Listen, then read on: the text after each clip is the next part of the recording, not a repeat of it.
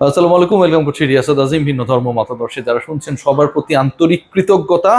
কাঙ্ক্ষিত সিরিজ জয়, nail biting match বলতে যেটা বোঝায়, শেষ মুহূর্ত পর্যন্ত সেই উত্তেজনা ছিল Bangladesh Pakistan series decider third ওডিআইতে। এবং এই ম্যাচে হিরোর বেশে বাংলাদেশকে উঠতে সহযোগিতা করেছে তানজিদ হাসান তামিম। আর সুপার হিরো হয়ে বাংলাদেশকে জিতিয়েছে, আনন্দে ভাসিয়েছে। বাংলাদেশের সিরিজ জয় শুধু না, র্যাঙ্কিংটাকেও ওই যে 10 থেকে 9 আনার ক্ষেত্রে বিশাল রোল প্লে করেছেন তাসকিন আহমেদ। প্রত্যেকটা মোমেন্ট, একজনের শতক ছাপিয়ে আরেকজন ক্রিকেটারের 4 উইকেট কখন বড় হয়ে যায়। আর যদি খেয়াল করে দেখেন, প্রত্যেকটা মোমেন্ট তাসকিন যেভাবে ক্রিয়েট করেছে। প্রথম স্পেলে এসেছেন বাংলাদেশের এগেনস্টে, পাকিস্তান ব্যাট করতে গিয়ে 17 রানে 3 উইকেট নেই, এবং প্রথম দুইটা তাসকিনের। রিজওয়ানকে যে ডেলিভারিতে বোল্ড করেছেন সেটা যেন এই পুরো সিরিজের সেরা ডেলিভারি। কোনোভাবেই তিনি রিড করতে পারেন নাই, প্যাডের ফাঁক, বল ইনসুইং হয়ে ভেতরে চলে গেল। খেয়াল করে দেখবেন যে সময়টায় আরো বেশি একটা টেনশন ক্রিয়েট হয়েছিল, যখন ওই ফাহিম আশরাফের সাথে সালমান আলী আগার পার্টনারশিপটা গ্রো করলো, তাসকিন আহমেদ এলেন তার সেকেন্ড স্পেলে। সেখানটায় এসে আবারও অসাধারণ ডেলিভারি, এবং এবার ফাহিম আশরাফকে ক্লিন বোল্ড করলেন, তাসকিনের থার্ড শিকার। যখন মনে হচ্ছিল যে পুরো ম্যাচটা বাংলাদেশের হাত থেকে চলেই যাবে, সালমান আলী আগে স্টিল অ্যাট দ্য ক্রিজ, ঠিক সেই সময় তার তাসকিন তার চতুর্থ উইকেট নিলেন, এবং that was his last over. সেখানটায় আগা সালমানকে ফিরিয়ে নিজের চতুর্থ উইকেট, এবং একই সাথে বাংলাদেশের জয়ের পথে যে টেনশনটা ছিল সেটা যেন অনেকটাই কমিয়ে আনলেন speed star Taskin Ahmed, superstar of this match, game changer of this match. আর তানজিদ হাসান তামিম পুরো ম্যাচের চিত্রনাট্য বাংলাদেশের ফেভারে আনার ক্ষেত্রে, বাংলাদেশকে জেতানোর ক্ষেত্রে, এই ম্যাচটায় বাংলাদেশের স্কোরটাকে একটা স্মার্টেস্ট টোটালে নিয়ে যাওয়ার ক্ষেত্রে এককভাবে রোল প্লে করেছেন। 107 বলে 107, 7টা ছক্কা, 6টা চার, চারের থেকে ছক্কা বেশি মেরেছেন। স্ট্রাইক রেটটা এমন ভাবে মেনটেন করেছেন সেটা কখনো 100-এর নিচে যায় নাই। তার যদি ক্যারিয়ার স্ট্রাইক রেট দেখা হয় সেটাও আপনাকে অভিভূত করবে, এবং সেটাও ইন্টারেস্টিংলি 100+। প্রথম ম্যাচে 42 বলে 67, 159 স্ট্রাইক রেটে ব্যাট করা তানজিদ হাসান তামিম এদিন খেললেন সেঞ্চুরি। এর আগে 16টা ইনিংসে 50 পেলেও তানজিদ হাসান তামিমের ওই শতক দেখা হচ্ছিল না।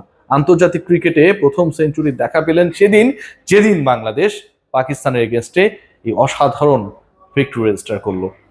স্টার সুপারস্টার যদি হন তানজিদ হাসান তামিম এবং তাসকিন আহমেদ, পুরো ম্যাচের গেম চেঞ্জার যদি হন তাসকিন আহমেদ, তাহলে সারা দিনের পিকচার অফ দ্য ডে ছিলেন মুস্তাফিজুর রহমান।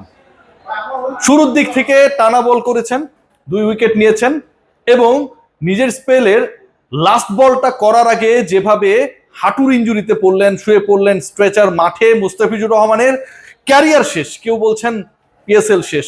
মুস্তাফিজুর ওই একটা অবশিষ্ট বল কে করবে সেটা নিয়ে যখন সংশয় শঙ্কা, মুস্তাফিজুর রহমান আর বল করতে পারবেন কিনা, কবে ন্যাশনাল টিমের জার্সি গায়ে মাঠে নামতে পারবেন, সেরকম যখন একটা অবস্থা, ঠিক তখন সময় গড়িয়ে যায়। 4-5 মিনিট পর সেই মুস্তাফিজ উঠে দাঁড়ান। সবার মধ্যে একটা বিশাল স্বস্তি, দর্শকদের হর্ষধ্বনি মিরপুর শেরেবাংলা স্টেডিয়ামে, যারা বাংলাদেশকে, লাল সবুজের বাংলাদেশকে সাপোর্ট করতে এসেছিল, সেই মানুষগুলো তালি দিয়ে স্বাগত জানান। মুস্তাফিজ দাঁড়িয়েছে, এটাতেই তারা খুশি।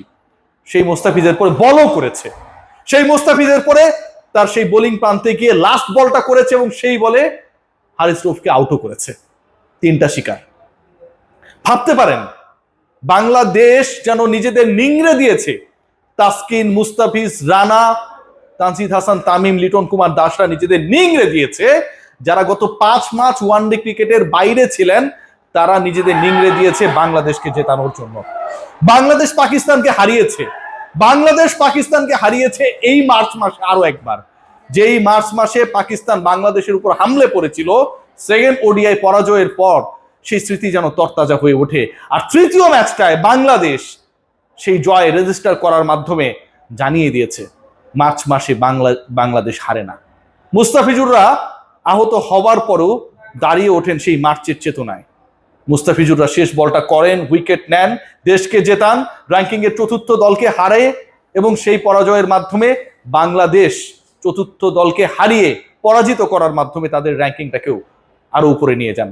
বিশ্বকাপে সরাসরি খেলার যে শঙ্কা, যে সংশয়, যে অনিশ্চয়তা, সেটা যেন এক ফুৎকারে নিভে যায়। পরের সিরিজে নিউজিল্যান্ডের বিপক্ষেও এই বাংলাদেশ জিতবে সেই কনফিডেন্স দেয়। ভাবতে পারেন এই দলকে নিয়ে কত ট্রল হয়েছে, এই দলের ক্যাপ্টেনকে নিয়ে কত আলোচনা হয়েছে, অথচ ক্যাপ্টেন মেহেদী হাসান মিরাজ কি ইকোনমিক্যাল বলটাই না করেছেন। ক্যাপ্টেন মেহেদী হাসান মিরাজের দল সবশেষ দুইটা আন্তর্জাতিক সিরিজে ওয়েস্ট ইন্ডিজের পরে পাকিস্তানকে হারিয়েছে। Both the teams are better rank than Bangladesh. কি বলবেন? কিচ্ছু বলার নেই। এই বাংলাদেশ দলের আজকের স্কোয়াড নেই কত আলোচনা ছিল, সৌম্য সরকার কেন নেই?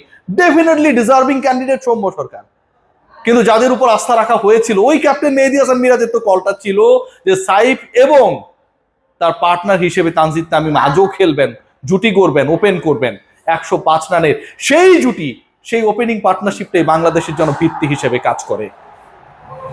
মিরপুর শেরেবাংলা স্টেডিয়ামে দর্শকরা আসতে চায় না, বাংলাদেশের ক্রিকেটকে আর কেউ দেখতে চায় না। বাংলাদেশের ক্রিকেট যেন কারো কারো প্ররোচনায়, কারো কারো চক্রান্তে পচে গেছে, গলে গেছে। সেই বাংলাদেশ পাকিস্তানকে ঘরের মাঠে হারিয়েছে এমন এক উইকেটে, যে উইকেটকে আপনি বলতে পারবেন না যেখানটায় ধান ক্ষেত রোপণ করা হয়েছে, এবং নিশ্চিত করার চেষ্টা করা হয়েছে যে বাংলাদেশ যেন যেভাবে হোক জেতে।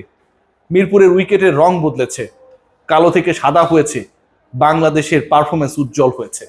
বাংলাদেশ স্কোরবোর্ডে 190 রান দিয়েছে, বাংলাদেশের টপ 5 দারুণ ব্যাট করেছে। বাংলাদেশের পেসাররা যেখানটায় স্পিনারদের রাজত্ব থাকে সেখানটায় পাকিস্তানের প্রায় সব উইকেট নিয়েছে। তাসকিন আহমেদ, যাকে নিয়ে এত ট্রল, এত আলোচনা, তার মেদ বেড়ে গেছে, ক্রিকেটের প্রতি সিরিয়াস না, ব্যক্তি জীবনে তিনি খুব একটা শৃঙ্খলিত না, কত আলোচনা। সেই তাসকিন আজকে বাংলাদেশকে যেভাবে জেতাতে সহযোগিতা করেছেন, যেভাবে তিনি রিজওয়ানকে বোল্ড করেছেন, ফাহিম আশরাফকে ফিরিয়েছেন, সালমান আলী আগাকে যেভাবে তার ট্র্যাপে ফেলে আউট করেছেন, প্রত্যেকটা মোমেন্টকে, গেমের প্রত্যেকটা গিয়ারকে বাংলাদেশের পক্ষে শিফট করেছেন। ব্যাখ্যাটা কি হতে পারে? মুস্তাফিজ, তাসকিন এবং তানজিদ হাসান তামিম, আপনাদেরকে স্যালিউট। মার্চ মাসে পাকিস্তানের কাছে, সেটা ক্রিকেট হোক বা অন্য কোথাও হোক, যদি বাংলাদেশ পরাজিত হতো সেটা এক ধরনের গ্লানি। 10ম দল হিসেবে বাংলাদেশ পাকিস্তানের অবস্থান চতুর্থ হবার পরেও চোখে চোখ রেখে তাদের হারিয়ে দিয়েছে, ঘরের মাঠে তাদেরকে হারিয়েছে। মিরপুরে শেরেবাংলা উইকেটে, স্পোর্টিং উইকেটে তাদের হারিয়েছে। এই বাংলাদেশকে জয়ের জন্য এখন আর ওই ধান ক্ষেতের উইকেটের প্রয়োজন পড়ে না। এই বাংলাদেশের জয়ের জন্য গামিন ডি সিলভার প্রয়োজন পড়ে না। এই বাংলাদেশের জয়ের জন্য স্পিনারদের প্রয়োজন পড়ে না, কালো মাটির প্রয়োজন পড়ে না। প্রতিপক্ষকে হারানোর জন্য সেই সাহস, সে স্কিল এবং প্রত্যেকটা জায়গায় অদম্য মানসিকতা বাংলাদেশকে জিতিয়ে দেয়। মুস্তাফিজ যেভাবে লাস্ট বলটা করার জন্য উঠে দাঁড়ালেন, শেষ বলটা যেভাবে করলেন, স্ট্রেচারকে যেভাবে খালি হয়ে মাঠ থেকে ফেরত পাঠালেন, এটাই বাংলাদেশ। এই বাংলাদেশ হারে না। আর পাকিস্তানের বিপক্ষে যখন বাংলাদেশ খেলে তখন বাংলাদেশ নিশ্চিতভাবেই হারে না, তখন তামিমরা সেঞ্চুরি করে। আর পাকিস্তানের বিপক্ষে সবসময় কখনো না কখনো কোনো তামিম জ্বলে ওঠে, কখনো বড় তামিম, কখনো ছোট তামিম। এর আগে যখন হোয়াইট ওয়াশ হয়েছিল বড় তামিম 2টা সেঞ্চুরি করেছিলেন, এবার ছোট তামিম 42 বলে 67, 107 বলে 107। সবাই ভালো থাকবেন, take great care. Congratulations to you all who are the supporter of Bangladesh and definitely 71।